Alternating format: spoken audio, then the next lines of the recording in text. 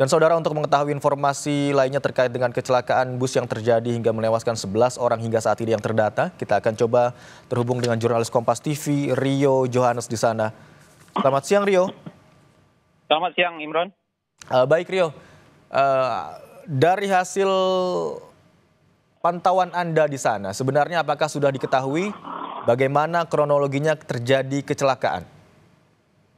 Ya, sejauh ini memang Imron dari info resmi dari pihak yang terkait itu belum ada bagaimana kronologisnya. Tapi dapat kita pelajari dari adanya beberapa rekaman CCTV yang beredar bahwasanya memang mobil ini kehilangan kendali dan diduga itu mengalami remblong.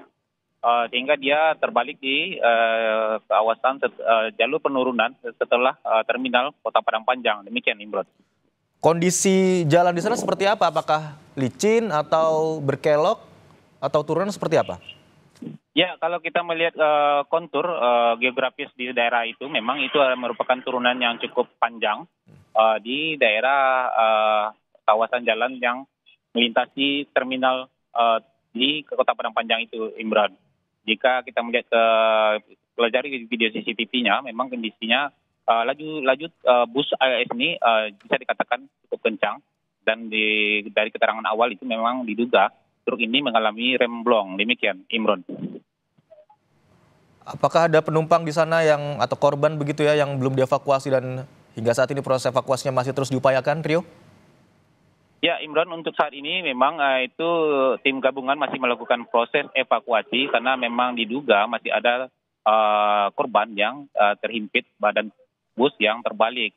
Dari Padang sendiri juga sudah dikirimkan tim Basarnas itu lengkap dengan perlengkapan untuk evakuasi korban kecelakaan kendaraan dengan alat hidrolik untuk mendorong jika nantinya ada beban yang tidak bisa diangkat dengan tangan. Dan sejauh ini dari hasil hingga siang ini tadi ada juga satu korban lagi yang berhasil dievakuasi dalam kondisi meninggal dunia. Dan data sementara memang disampaikan bahwasanya di sini ada 11 orang. Dengan adanya tambahan tadi berarti ada 12 orang yang meninggal dunia akibat kecelakaan ini. Sementara 17 orang lainnya itu berada di IGD RSUD Padang Panjang.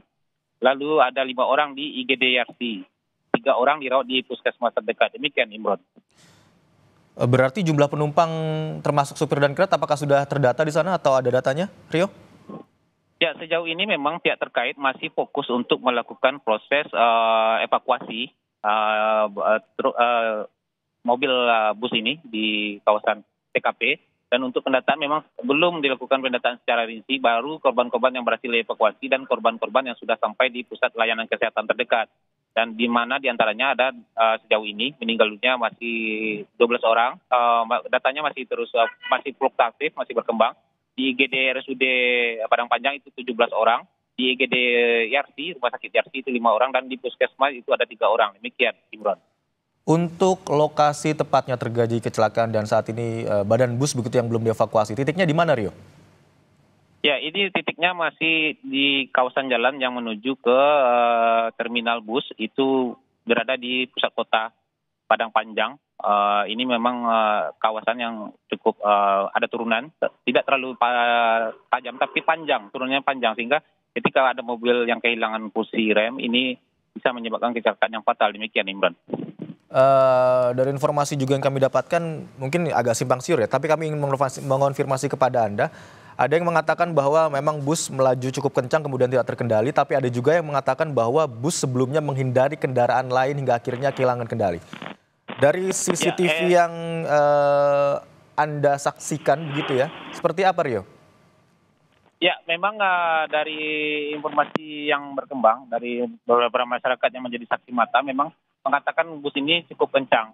Apakah kencangnya ini karena memang dia sopirnya tengah menginjak gas dalam, atau memang karena dia kehilangan fungsi rem? Sejauh ini belum ada keterangan resmi dari pihak terkait hal itu. Dari beberapa orang saksi mata mengatakan bahwasannya beberapa jam sebelum itu memang terlihat ada bus ini lagi parkir dan ada perbaikan di bagian bawahnya yang dilakukan oleh sopir dan kerneknya. Apakah ini perbaikan rem atau perbaikan yang lain? Sejauh ini belum ada keterangan pasti dari pihak kepolisian terkait hal itu. Dan memang di TKP berdasarkan rekaman CCTV terlihat bus ini melaju cukup kencang di titik lebih kurang 500 meter dari titik awal titik dia terbalik. Demikian, Imron. Berarti apakah Anda bisa lihat di sana, apakah ada kendaraan lain yang juga terlibat dalam kecelakaan ini? Bisa diulangi pertanyaannya, Imron? Rio, dari pemantauan Anda di sana, apakah terlihat ada kendaraan lain mungkin atau roda 2 maupun roda 4 ataupun toko begitu atau bangunan yang terdampak dari kecelakaan ini, atau ada kendaraan lain yang terlibat dalam kecelakaan ini selain bus ALS ini? Ya, sejauh ini bisa dikatakan bahwasannya ini adalah merupakan kecelakaan tunggal. Bus ini terbalik dan memang menghantam sedikit bagian dari ruko yang ada di pinggir jalan. Tapi belum ada informasi resmi apakah ada korban tambahan di luar penumpang bus ini dari hasil dari kejadian kecelakaan di Selasa pagi ini. Demikian, Imron. Rute dari bus yang alami kecelakaan ini dari mana mau kemana, Rio?